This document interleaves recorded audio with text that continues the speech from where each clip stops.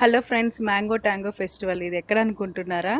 Jubilee హిల్స్లోని అల్కాజర్ మాల్లో బార్బిక్యునేషన్కి అయితే నేను వచ్చేసానండి. ఈరోజు నా బర్త్డే సెలబ్రేషన్ అయితే వీళ్ళు చాలా బాగా చేశారనమాట. అందరు కలిసి విష్ చేశారు. చూస్తున్నారు కదా ఇక్కడ అంబియన్స్ అయితే చాలా అంటే చాలా బాగుందండి. చూసారా, చాలా పెద్దదన్నమాట.